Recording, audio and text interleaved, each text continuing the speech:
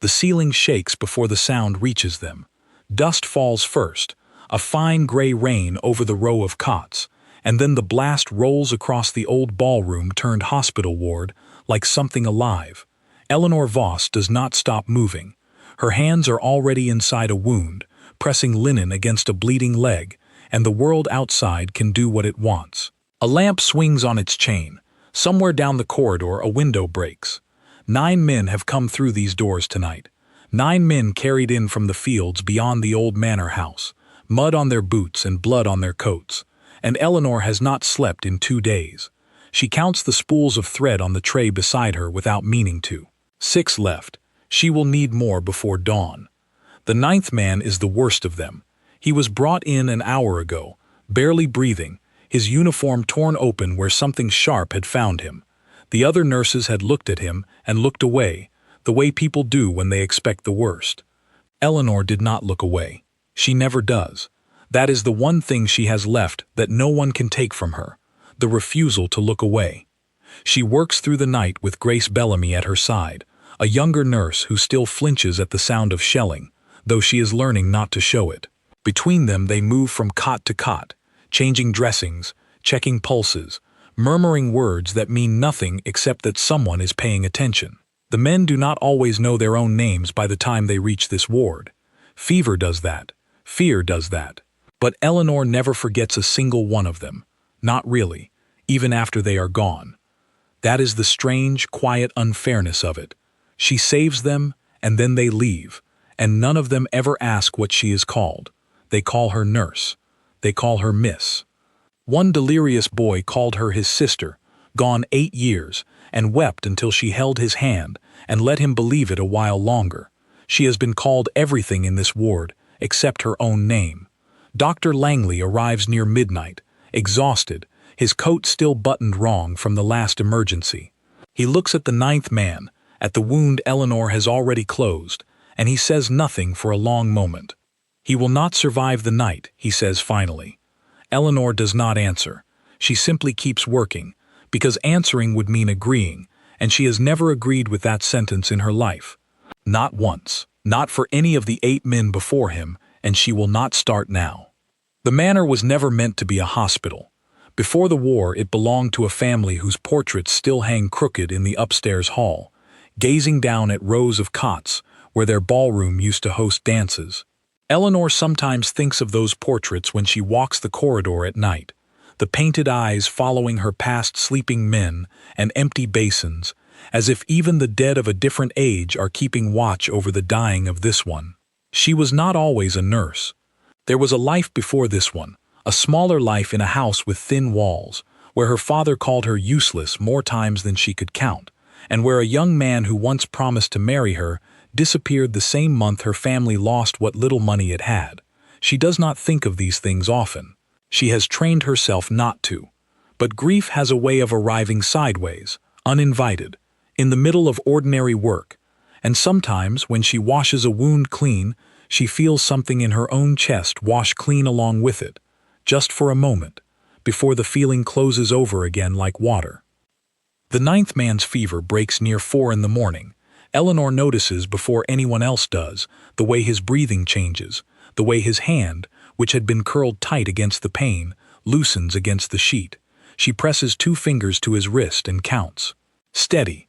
Not strong, but steady, and steadier than it has any right to be. Grace looks up from the next cot, hopeful and afraid to be hopeful. Is he? He's holding, Eleanor says. That is all she allows herself to say. Holding is not the same as safe. She has learned the difference the hard way, more than once. By morning the guns have quieted, the way they do sometimes, as if even war needs to rest. Pale light comes through the tall windows and falls across the floor in long stripes, catching the dust still hanging in the air from the night's blast. Eleanor sits by the 9th man's cot with a bowl of water and a cloth, cleaning the dried blood from his hands, though his hands were never the injury. She does this out of habit more than necessity. It gives her something to do with her own hands, which have not stopped moving in almost 2 days. She does not know yet who he is. There was no time in the chaos of his arrival to ask, and by the time there might have been time, He was too far gone in fever to answer. His coat, cut away and set aside, is finer than the others, the stitching careful, the buttons a heavier metal than she has seen on any other soldier this season.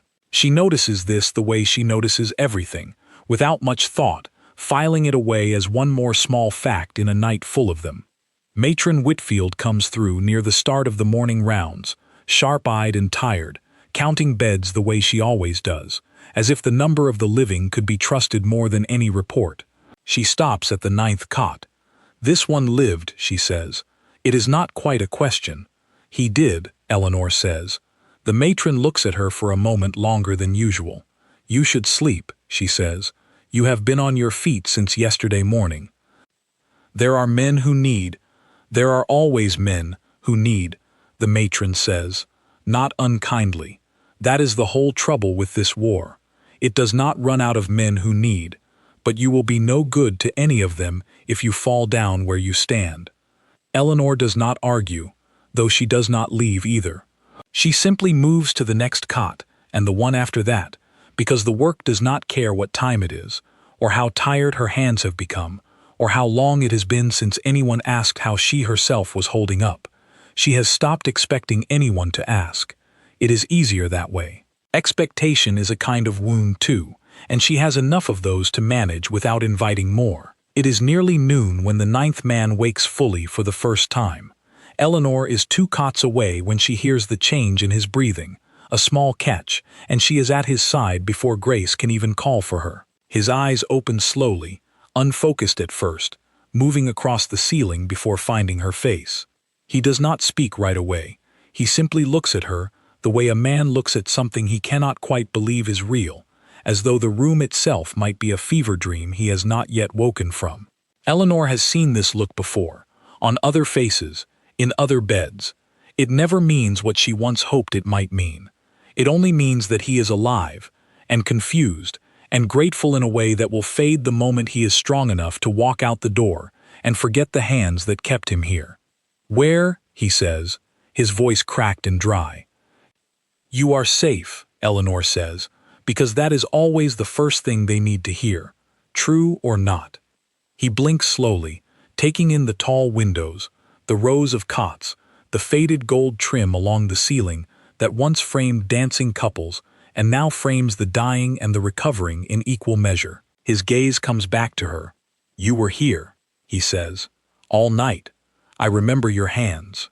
Eleanor allows herself the smallest of smiles, the kind she gives every patient who says something like this, warm enough to be kind and distant enough to mean nothing more. It is a practiced expression. She has had a great deal of practice.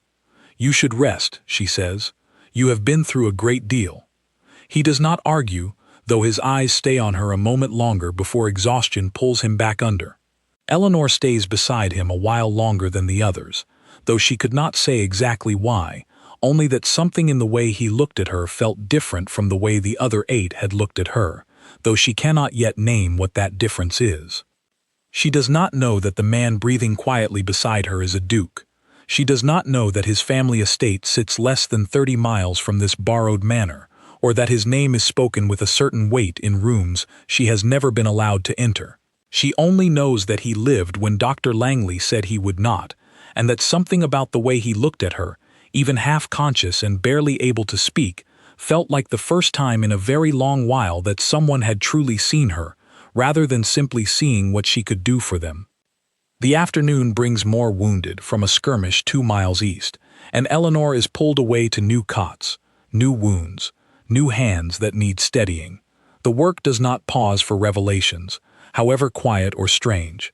She moves through the ward the rest of the day the way she always does, competent and unhurried, saving what can be saved and comforting what cannot, and if some part of her keeps drifting back toward the 9th cot, toward the memory of a man's eyes finding her face in the middle of his own suffering, she does not let herself linger there for long. By evening the ward has quieted again, the guns silent for now, the wounded settled as much as they can be settled. Eleanor eats a small meal standing at the window, watching the last light fall over the fields beyond the manor, fields that were green not so many years ago and are something else entirely now.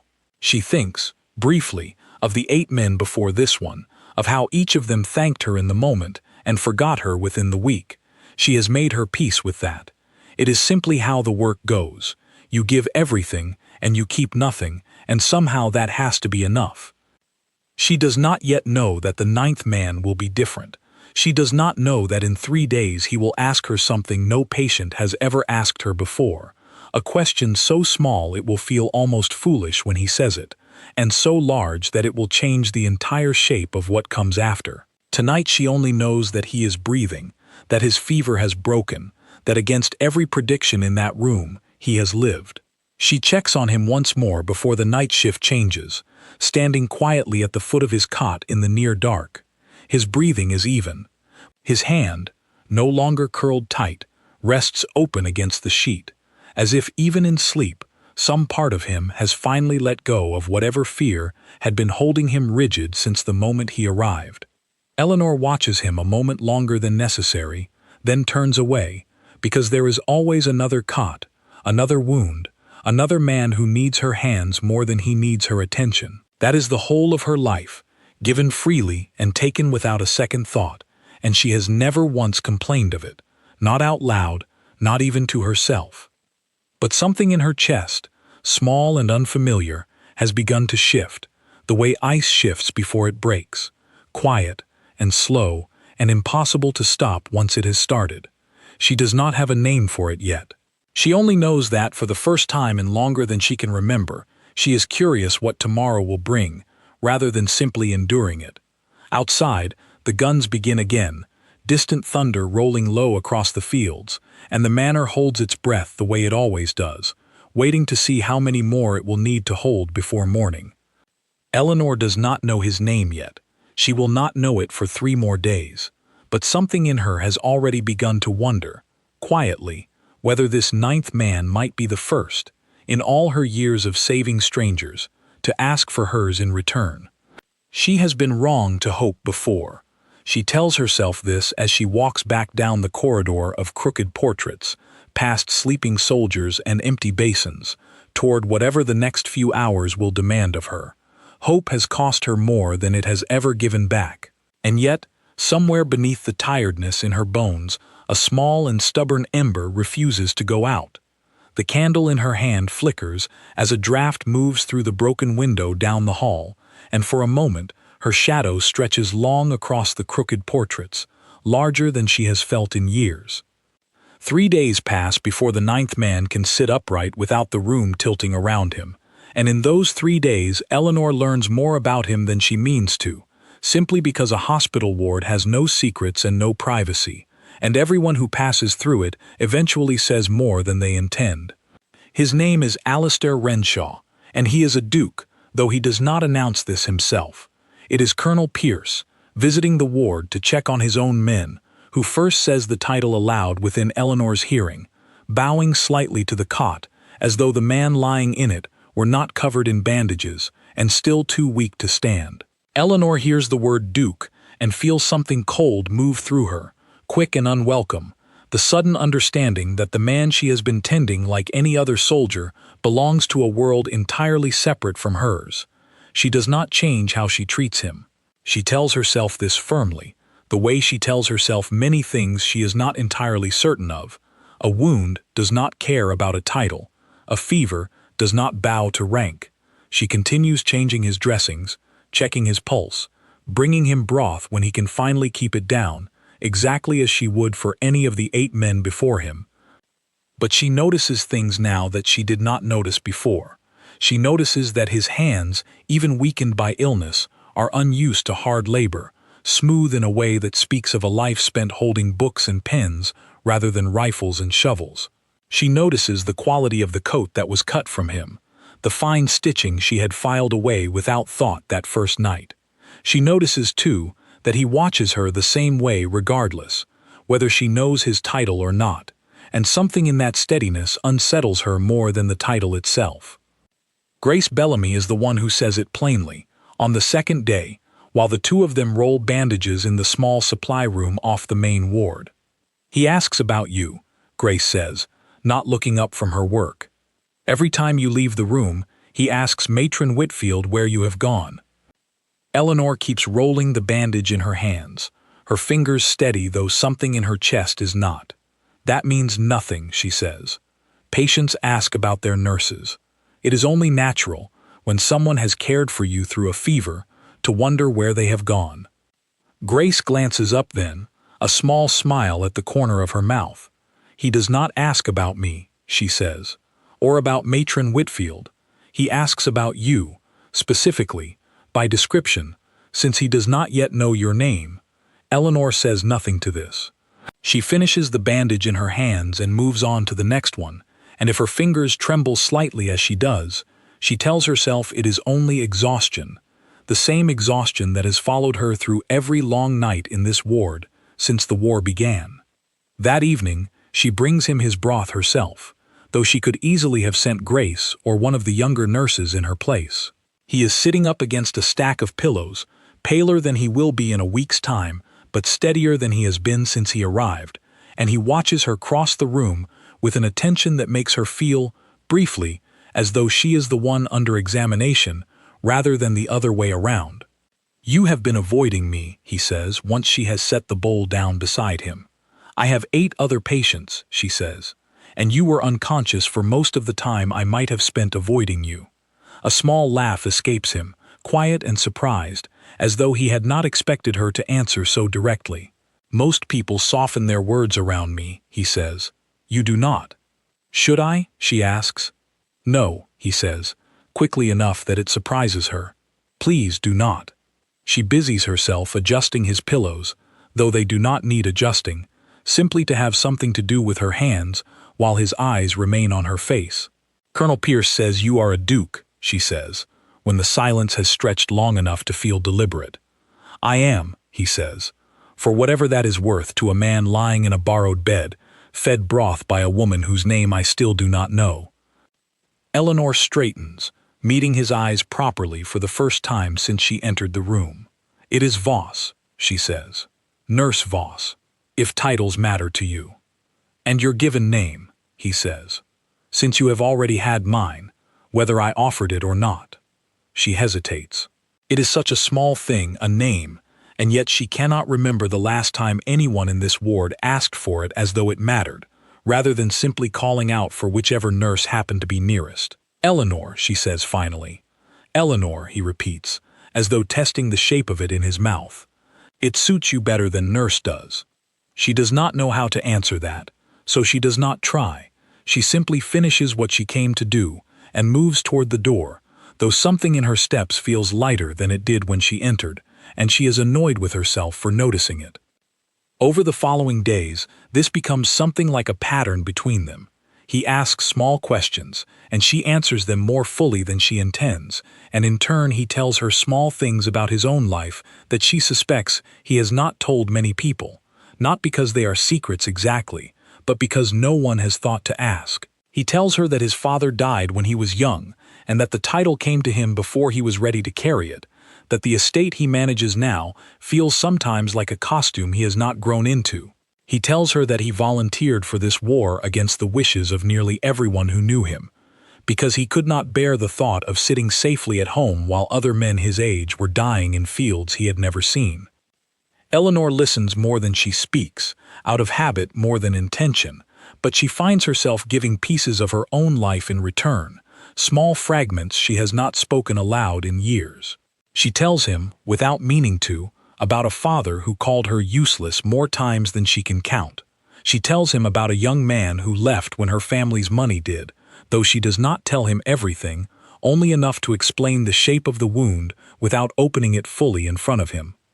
He does not offer sympathy the way most people do, the soft murmured words that mean nothing and change nothing. He simply listens, the way she listens to her patients, with his full attention, as though what she is saying matters more than anything else happening in the ward around them. "That is the first time anyone has called me useless who was ever wrong about it," he says, after she tells him about her father. She laughs despite herself, a short, surprised sound. "You do not know if he was wrong," she says. "You have known me 4 days." "I know enough," he says.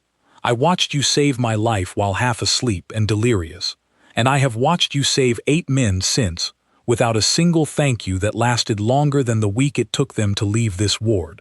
If that is useless, then I do not know what use is meant to look like." Eleanor does not have an answer for that, and for once, she does not try to find one. She simply sits with the words a moment, letting them settle somewhere she has not let words settle in a very long time. The days pass, and his strength returns steadily, though not so quickly that he is ready to leave. Matron Whitfield notices it too, the way he lingers past what the wound alone requires, finding small reasons to stay another day, another week, when other patients in his condition would already be discharged and sent home to recover among their own family. "He is taking up a bed another man might need," the matron says to Eleanor one evening, not unkindly, but with the practical weight of someone who has run this ward through 2 years of war and does not have patience for sentiment when beds are scarce. "He is not fully recovered," Eleanor says, though even as she says it, she knows it is only half true. The matron gives her a long look, the kind that says she has seen this pattern before, in other wards, with other nurses and other patients, and knows exactly where it tends to lead. "Be careful, Nurse Voss," she says finally. "Men like that do not usually keep the promises they make in hospital beds. They go home to their estates, and their families arrange marriages that suit their name, and the nurse who saved them becomes a story they tell at dinner parties, nothing more." Eleanor says nothing to this, because she cannot argue with it, not honestly. She has seen it happen to others. She has almost expected it to happen to her, the moment she first noticed something different in the way Alistair Renshaw looked at her, and yet something stubborn in her chest refuses to fully believe the matron's warning, though she cannot say why, only that it feels different this time, in a way she does not yet have words for. That night, unable to sleep despite her exhaustion, she walks the corridor of crooked portraits once more, candle in hand, and finds herself outside his door without quite meaning to arrive there. He is awake, sitting by the window, looking out at the dark fields beyond the manor, and he turns when he hears her footsteps. "Could not sleep," she says, by way of explanation, though it is only half the truth. "Neither could I," he says. "Come sit with me a while. There is a chair, if you do not mind the company of a duke who still cannot walk further than the window without losing his breath." She hesitates only a moment before crossing the room and taking the chair beside him. Outside, the fields are dark and quiet. No shelling tonight, only the faint sound of wind moving through the grass, and for a long while neither of them speaks at all, content simply to sit together in the stillness, watching the same darkness from the same small room. "I asked Matron Whitfield about you before I even knew your name," he says eventually. "She would not tell me anything except that you work harder than any 3 nurses combined, and that I should not waste her time asking foolish questions about a woman who has 8 other patients to attend to." "She sounds like herself," Eleanor says, a small smile tugging at her mouth despite herself. "She is protective of you," he says. "I think she has seen men like me before, men who arrive broken and leave whole and forget everything in between the moment they are strong enough to walk out the door." "Have you forgotten anything yet?" Eleanor asks, quieter than she means to. He turns to look at her fully then, his eyes steady in the candlelight. "No," he says, "and I do not intend to." She does not know what to say to that, so she says nothing, and they sit together in the quiet a while longer, 2 people from entirely different worlds, bound together for now by nothing more than a fever that broke when it was not supposed to, and a name that was finally asked for, and finally given. The 8 men before Alistair Renshaw had names too, though Eleanor rarely lets herself think of them all at once, because doing so feels like counting losses rather than victories, even though every one of them lived. There was Corporal Daniel Hart, the first man she ever saved with her own 2 hands, rather than simply assisting a surgeon who did the real work. He was barely 20, shaking so hard from fear and cold that she had to hold his jaw still just to check his breathing, and when he woke 3 days later, the first thing he asked for was his mother, not her name. He left within the fortnight and sent no word after, and Eleanor told herself at the time that this was simply how the work went, that gratitude was a luxury the war did not have time for. There was Private Edward Cole, who called her angel for the whole of his recovery and forgot the word entirely by the time he boarded the train home, distracted instead by the sweetheart waiting for him at the station, a woman Eleanor never met and never begrudged, because that is simply how these things go. There was George Ashby, quiet and polite, who thanked her formally on his last morning in the ward with a small bow and a handshake, and who Eleanor never heard from again, not even a letter, though she had half expected one, foolishly, for a few weeks after he left. 5 others followed in similar fashion, each one saved with the same care, each one grateful in the moment, and gone within the month, absorbed back into lives that did not include the woman who had kept them breathing through their worst nights. Eleanor built a kind of wall around this pattern, brick by brick, until she stopped expecting anything different, until the wall itself became a comfort rather than a wound. She told herself she did not need to be remembered. She only needed the men to live. That was the whole of the job, and she had made her peace with it. Alistair Renshaw does not fit the pattern, and this unsettles her more than she is willing to admit, even to herself, even in the quiet hours after her shift when she lies awake staring at the ceiling of the small room she shares with Grace Bellamy. Grace notices the change in her before Eleanor is willing to name it herself. "You hum now," Grace says one morning, while they fold linens together in the supply room. "When you work. You did not used to hum." "I am not humming," Eleanor says, though she realizes, embarrassed, that she had been. Grace only smiles and says nothing further, though the smile stays with Eleanor the rest of the morning, a small private thing she does not know what to do with. The estate letters begin arriving for Alistair in the second week of his recovery, carried by a rider who comes twice weekly from the family seat some 30 miles distant. Eleanor delivers them herself sometimes, when her rounds bring her near his cot at the right hour, and she cannot help but notice the seal on some of them, a heavy wax stamp bearing a crest she does not recognize but understands instantly to mean something important, something that belongs to a world she has never been part of and likely never will be. One letter in particular changes something in the air of the ward the day it arrives. Alistair reads it in silence, his jaw tightening in a way Eleanor has not seen before, not even in the worst of his fever, and when he sets it down, he does not speak for a long while. "Bad news," Eleanor asks carefully, setting a fresh dressing tray beside his cot, though his wound no longer needs daily attention.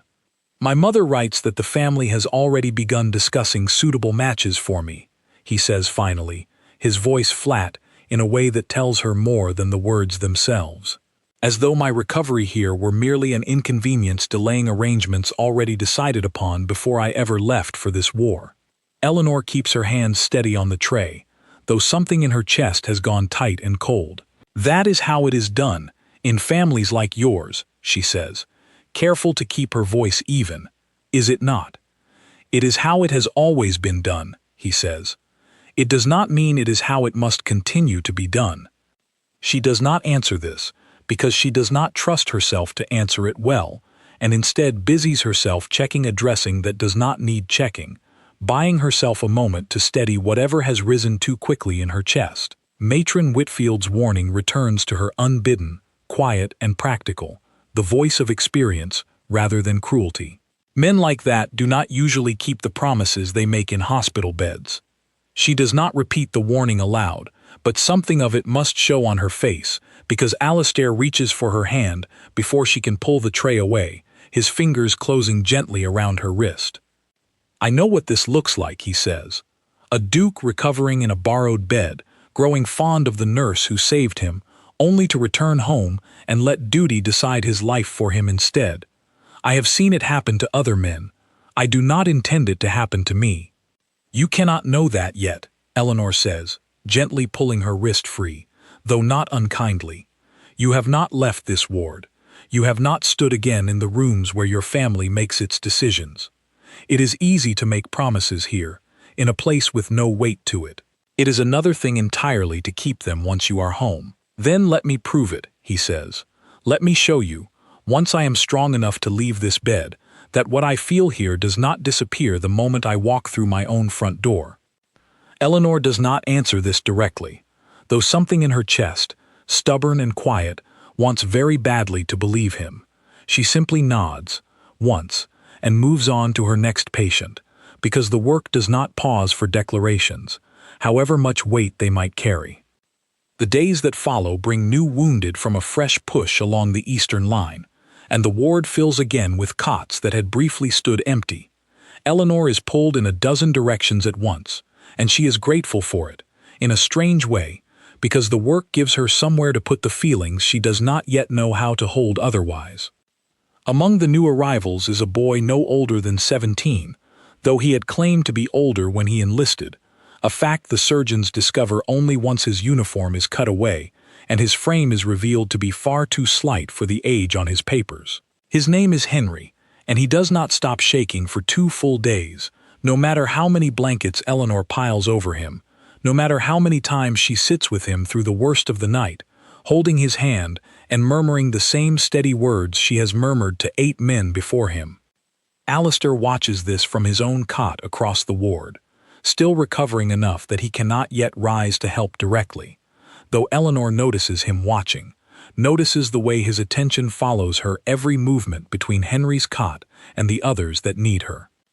"You give everything to every one of them," he says quietly, one evening when she finally has a moment to sit beside his own bed again, exhausted in the particular way that comes from caring for too many people at once. "Does it not exhaust you, giving so much and receiving so little in return?" "It is not about receiving anything," she says. "It never was." "But should it not be, sometimes?" he asks. "Even a little?" She does not have an answer for this. Or rather, she has an answer she has never let herself say aloud, not even to herself, and she is not ready to say it now, not with Henry's fever still needing watching, and a dozen other cots demanding her attention before the night is through. 3 more days pass this way, the ward busy and loud with new wounded, Eleanor stretched thinner than she has been in weeks, and Alistair growing steadily stronger, well enough now to walk short distances without losing his breath, well enough that Matron Whitfield begins speaking openly of his discharge within the fortnight. The night before that conversation becomes official, Alistair finds Eleanor alone in the small supply room, rolling bandages by candlelight because sleep will not come, and the work at least gives her hands something to do. "I will be sent home soon," he says, standing in the doorway rather than entering, as though asking permission with his posture rather than his words.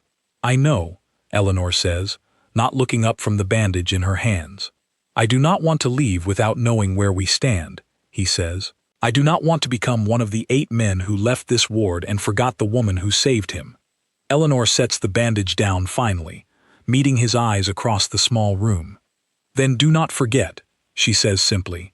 "That is the only promise that matters, not the ones you make now, in this room, with nothing at stake. The ones you keep later, when everything is at stake and it would be far easier to let me go."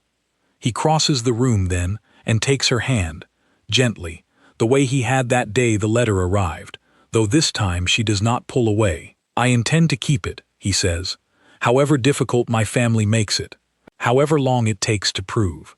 Eleanor looks at their joined hands for a long moment, feeling something in her chest that she has not felt in years, something she had almost convinced herself she was no longer capable of feeling, not after everything that had come before.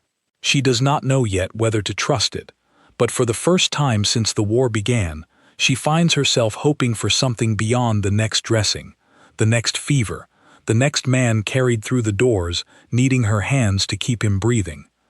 Outside, the wind moves through the dark fields, carrying the distant sound of guns that have quieted for the night, and inside the small supply room, 2 people who belong to entirely different worlds stand holding hands in the candlelight, neither one certain what comes next, both of them, for the first time in a long while, willing to find out. Alistair leaves the Manor Hospital on a grey morning in late autumn, the kind of morning where the sky cannot decide between rain and simple heaviness, and Eleanor watches from the tall window as the carriage that has come for him crosses the long drive toward the front steps. She does not go out to see him off.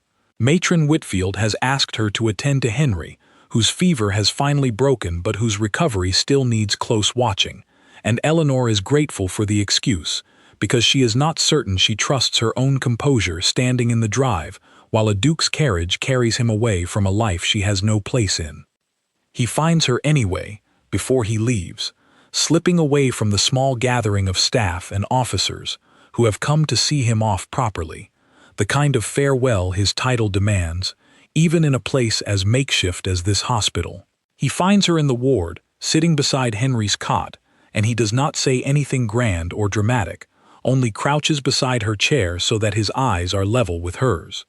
"I will write," he says, "every week until I can arrange to come back and prove I meant what I said." Eleanor nods, though something in her chest feels tight, in a way she does not examine too closely. "Safe travels," she says, because it is the only thing she trusts herself to say, without her voice betraying more than she wants it to. He touches her hand once, briefly, and then he is gone, back to the carriage, back to the world of crested letters and family expectations that Eleanor has only glimpsed from the edges of a hospital ward. She watches the carriage disappear down the long drive and then turns back to Henry, because the work does not pause for goodbyes, however much weight they carry. The letters come as promised, at first.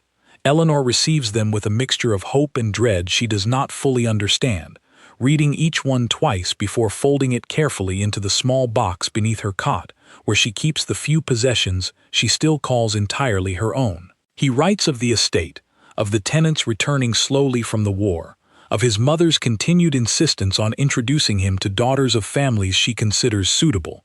He writes, too, of missing the ward, strange as that sounds, of missing the particular quiet of a place where no one expected anything of him except honesty. Eleanor writes back plainly, telling him of the new wounded, of Henry's slow recovery, of small moments in the ward that she thinks might make him smile. She does not write of her own feelings directly, though she suspects he reads them anyway, in the spaces between her careful sentences.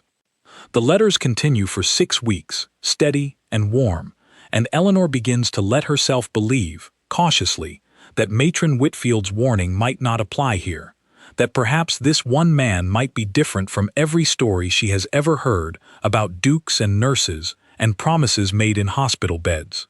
Then the letters stop. There is no warning, no final letter explaining a change of heart or a sudden obligation. There is simply silence, week after week, until Eleanor stops checking the post with any real hope, until she tells herself firmly that she always knew this was how it would end, that she had simply let herself forget the lesson for a little while. Grace notices the change in her again, the way she noticed the humming weeks before. "You have stopped smiling at the post," Grace says one morning, gently, as though testing whether Eleanor is ready to talk about it.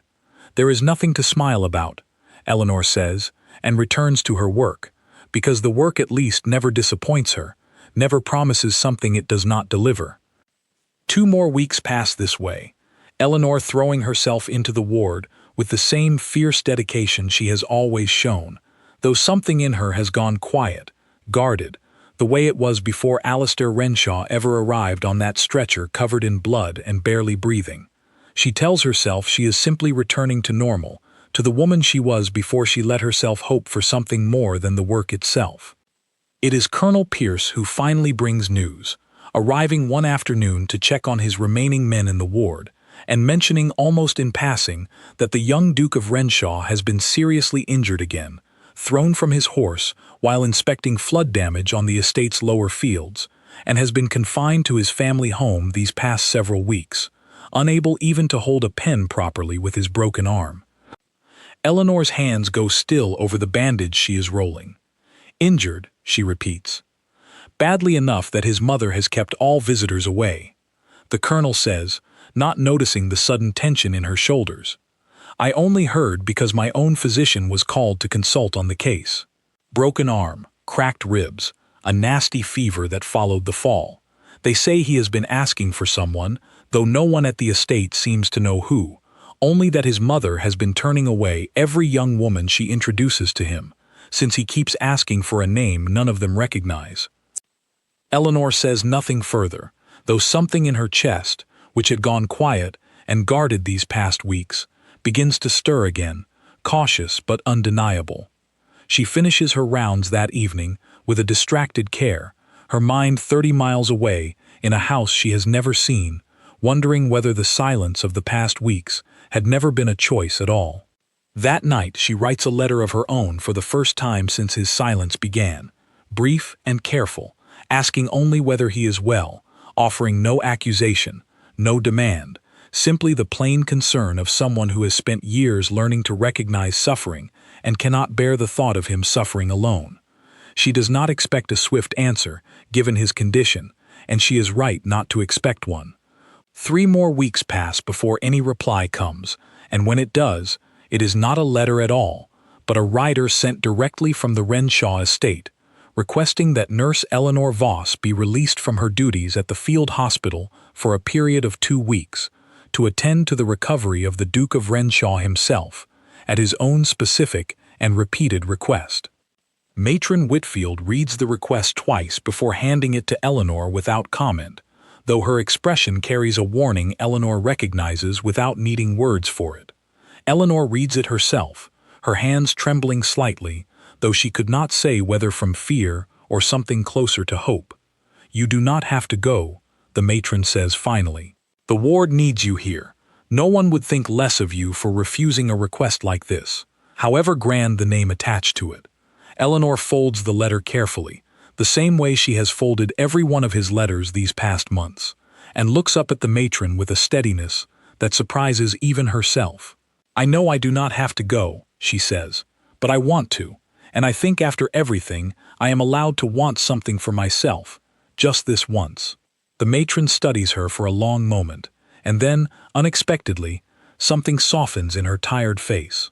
"Then go," she says. "And Eleanor, if that family treats you as anything less than what you are, you come straight back here, and I will have Dr. Langley write them a letter they will not soon forget." Eleanor almost laughs at that, the tightness in her chest easing for the first time in weeks. She packs what little she owns into a small case that evening, says her goodbyes to Grace and Henry, and the rest of the ward that has been her whole world these past 2 years. And the following morning, she climbs into the carriage sent for her, watching the Manor Hospital shrink behind her as the horses carry her toward a house she has never seen, toward a man whose silence had nearly convinced her that Matron Whitfield's warning had been right all along. The ride takes most of the day, the countryside rolling past in shades of gray and brown as winter closes in properly for the first time, and Eleanor spends the hours turning over every possible version of what she might find when she arrives.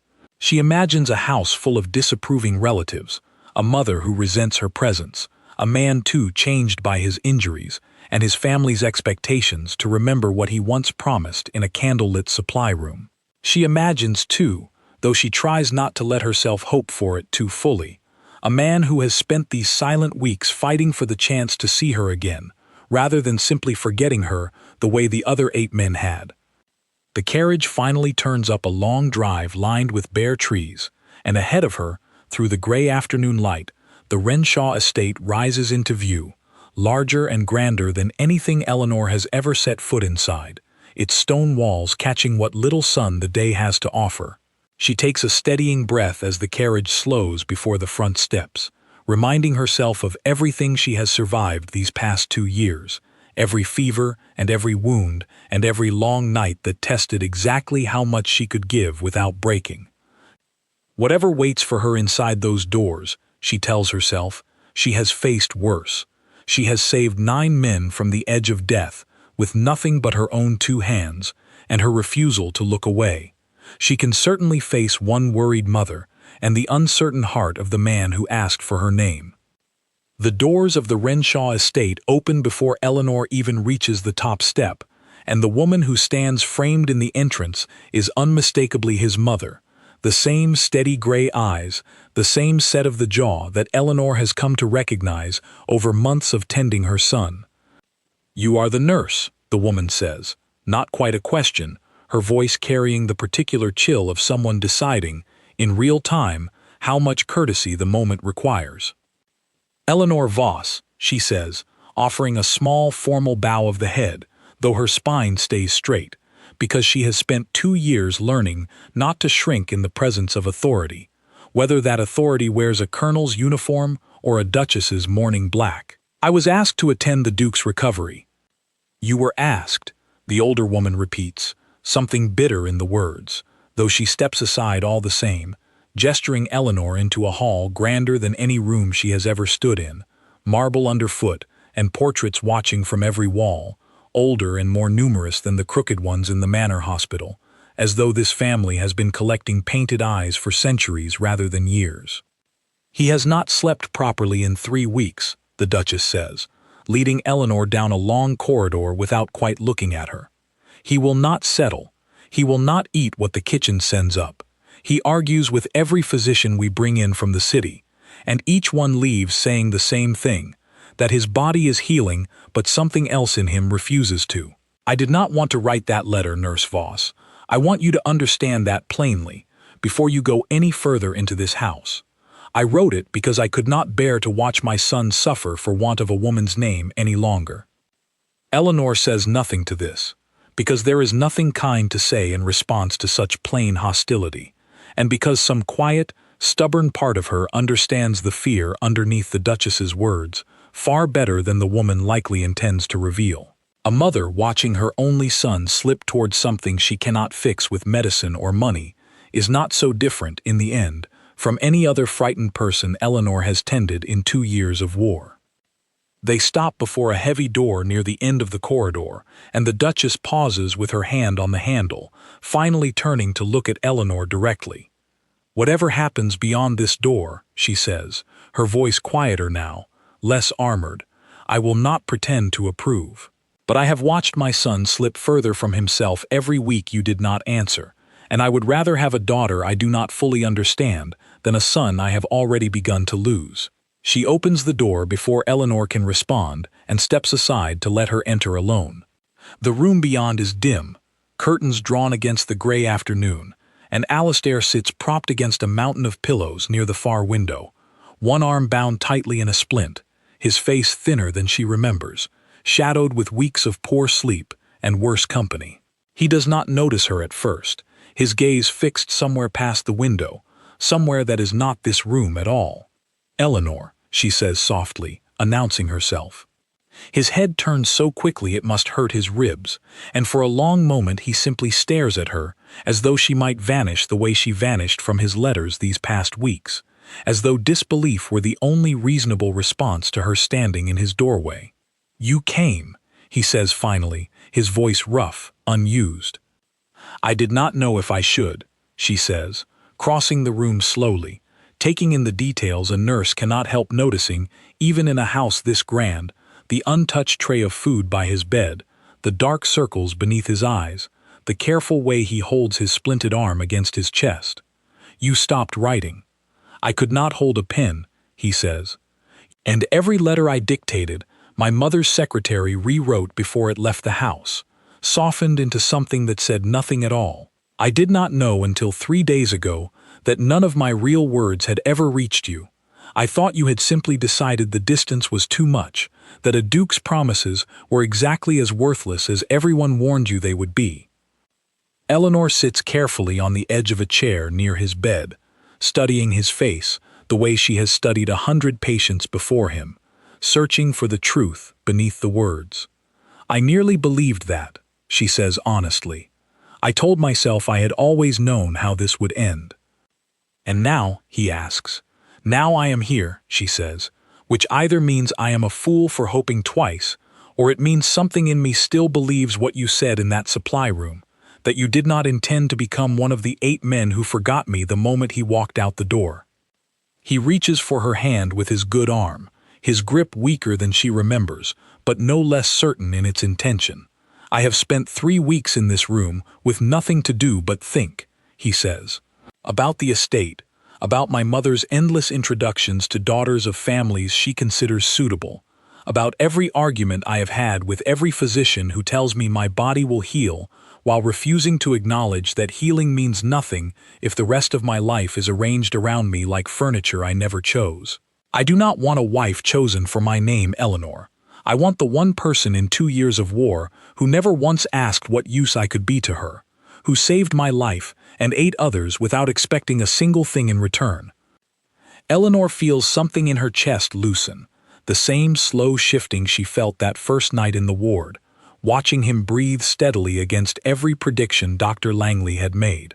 "That is a large thing to want," she says quietly. "Larger than a hospital ward, larger than a set of letters exchanged over a few quiet months. Your family will not simply accept a field nurse into a house full of portraits and titles. Your mother has already told me as much, plainly, before I even reached this door.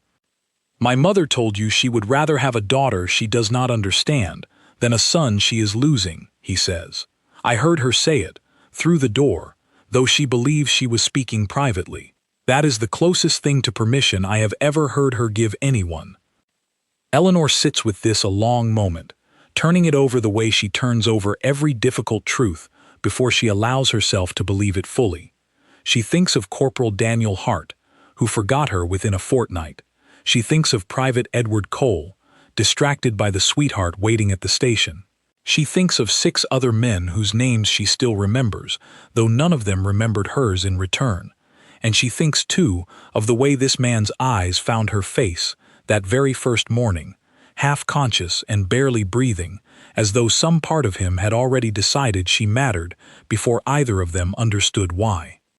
"I did not come here for promises," she says finally.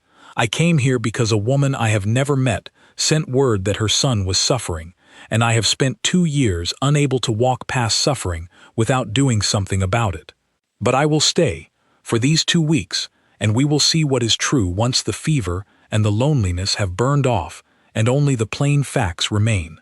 "That is more than fair," he says, and something in his exhausted face eases for the first time since she entered the room, the tension of 3 silent weeks finally beginning to loosen its grip.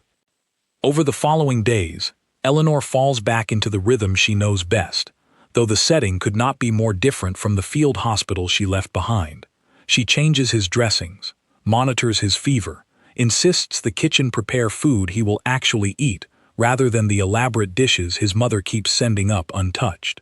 She argues, gently but firmly, with the city physicians who visit twice weekly, correcting their assumptions with the plain authority of someone who has spent 2 years learning wounds far worse than a broken arm and cracked ribs.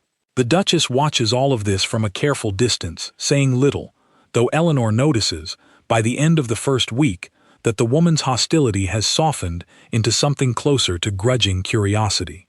"You do not defer to anyone," the Duchess observes one afternoon, finding Eleanor alone in the corridor outside her son's room. "Not to the physicians, not to me, not even to Alistair himself, when you believe he is wrong. I defer to what keeps a patient alive," Eleanor says simply. "Titles have never changed what a body needs to heal." The Duchess studies her a long moment, something unreadable moving behind her tired eyes. "My husband was much the same," she says finally, unexpectedly, "before this family made him someone else entirely. I had almost forgotten what that kind of plain honesty looked like, until you walked through my front door refusing to bow any lower than courtesy required." By the second week, Alistair's fever has fully broken, his color returning, his appetite steady, his splinted arm healing cleanly under Eleanor's careful attention. He grows stronger each day, and with that strength comes a restlessness Eleanor recognizes from her own ward, the particular energy of a man no longer content to simply survive, but ready now to decide what comes next. On the last evening before Eleanor's 2 weeks are set to end, he finds her in the estate's small library, where she has taken to reading in the quiet hours after his evening rounds, and he crosses the room to stand before her chair, his good hand extended. "I have spent this fortnight thinking of nothing else," he says, "and I have come to understand that I do not want these 2 weeks to be the whole of what we are given.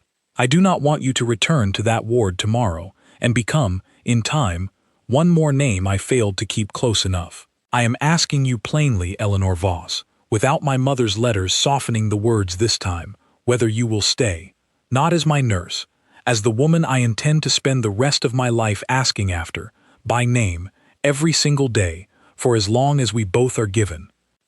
Eleanor sets aside the book in her lap, studying his face the way she has studied it since that first fevered night, searching now not for signs of illness but for the plain, steady truth of what he is offering.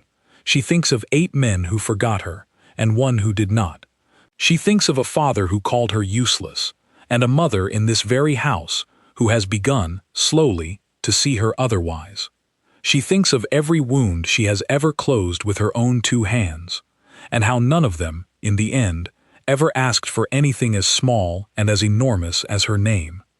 "I will stay," she says finally, and for the first time in longer than she can remember, the words carry no fear at all, only the quiet certainty of someone who has finally found the one person willing to see her as more than the work of her hands. He takes her hand then, gently, the same way he did that first night in the supply room, and outside the library window, the winter fields lie quiet and still beneath a sky finally clearing after weeks of gray, as though even the weather understood that something long uncertain had at last come to rest. She had saved 9 broken men in that field hospital, and every one of them had walked away whole, but only one of them had ever thought to ask, in the middle of his own suffering, what her name was, and it was that single question, small as it seemed, that had changed the entire shape of the life still waiting for her ahead.